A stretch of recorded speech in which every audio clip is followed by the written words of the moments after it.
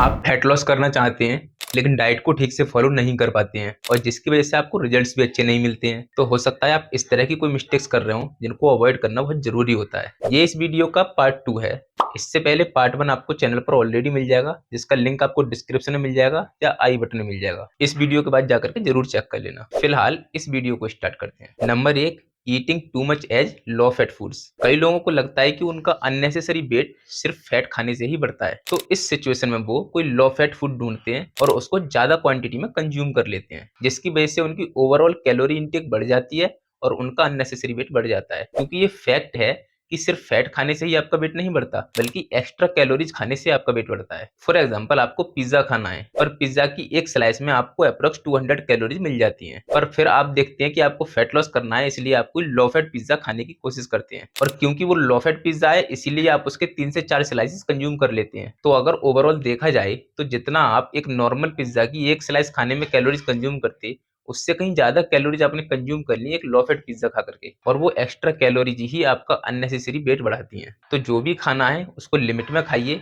और अपने सारे मैक्रोज को बैलेंस रखिए। Now next point is not counting small snacks. कई बार आप जब ऑफिस में वर्क कर रहे होते हैं या कहीं बाहर घूमने गए हुए होते हैं, तो आप कुछ थोड़ी बहुत चीजें खा लेते हैं स्नैक्स के रूप में, लेकिन आप उनको काउंट नहीं करते हैं। अब अगर आपको सिर्फ हेल्दी रहना है, आपको कोई स्पेसिफिक गोल नहीं है, तब तो इन चीजों से इतना ज्यादा फर्क नहीं पड़ता है। लेकिन अगर आप सीरियस हैं अपनी ट्रांसफॉर्मेशन को लेकर के, तब इन चीजों से भी फर्क पड़ता है। तब आपको सभी कैलोरी जो भी आप इनटेक कर रहे हैं उनको काउंट करना जरूरी सा हो जाता है। एटलीस्ट आपको एक आइडिया होना चाहिए कि आप अप्रोक्स कितनी कैलोरीज कंज्यूम कर रहे हैं। Now next point is avoiding dairy completely. कुछ रिसर्चेज के अकॉर्डिंग जितना सही अमाउंट में कैल्शियम आपकी बॉडी में प्रेजेंट रहेगा, स्पेशली आपके फैट सेल्स में, उतना ही ज्यादा आपकी फैट सेल्स बर्न होंगी, जो कि आपके फैट लॉस के लिए बहुत जरूरी है। और डेयरी प्रोडक्ट्स में आपको कैल्शियम अच्छी खासी मात्रा में मिल जाता है, तो आपको डेयरी प्रोडक्ट्स कंज्यूम करना आपके लिए हेल्पफुल हो सकता है। लेकिन क्योंकि डेयरी प्रोडक्ट्स में मोस्टली आपको फैट भी थोड़ा बहुत मिलता है, तो कुछ लोग फैट लॉस के दौरान डेयरी को कंप्लीटली अवॉइड ही कर देते हैं, और कुछ लोग जो प्योर वीगन रहते हैं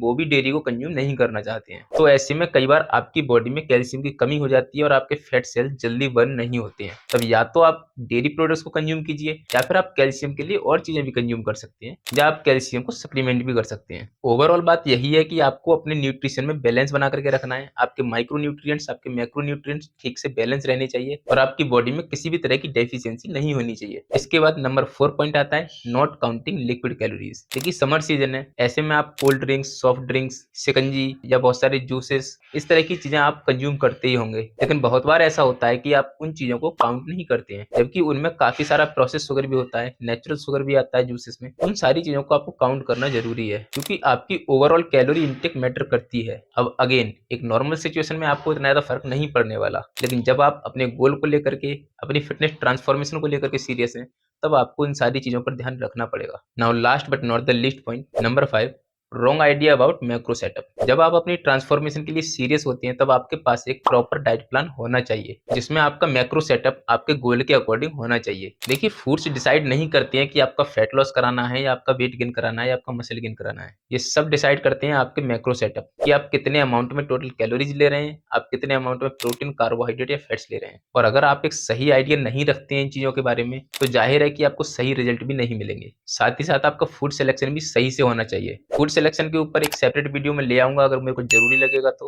बाकी आपकी ट्रांसफॉर्मेशन सिर्फ डाइट पर डिपेंड नहीं होती है, बल्कि एक अच्छा वर्कआउट भी उसके लिए जरूरी रहता है, और अच्छे वर्कआउट के लिए अच्छा एक्सरसाइज सिलेक्शन भी होना जरूरी है। और एक्सरसाइज सिलेक्शन के बारे में और अच्छे से जानने के लिए आप ये वाला वीडियो चेक कर सकते हैं। साथ ही वर्कआउट के बाद होने वाली मिस्टेक्स के बारे में जानने के लिए आप ये वाला वीडियो जरूर चेक कर सकते हैं। मैं मिलता हूँ आपसे अगले वीडियो में। जय हिंद।